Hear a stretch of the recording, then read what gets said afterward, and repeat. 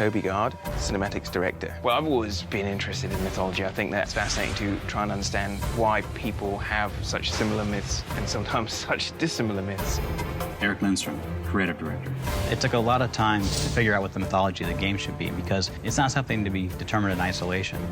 In terms of coming up with all the different places she would go, there were visual things to be considered. That leads to the mythology you would find in those places. That leads back to what locations would be effective, and vice versa. When you look back through the cultural past, there's lots of overlap of cultures prior to the point when we can know about them.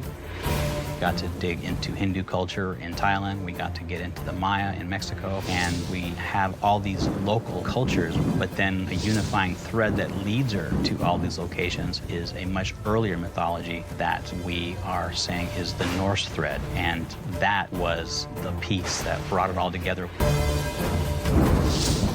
Various myths use different names, but they all apply to the same remnants of the ancient world.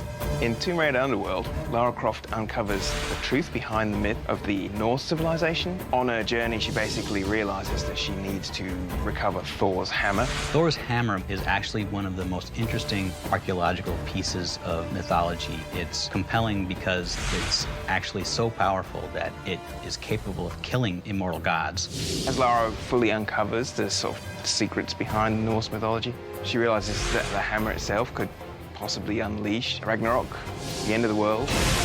Pursuing her own goals is actually putting the world in danger. I need Thor's belt to get his hammer, and I need the hammer to kill a god.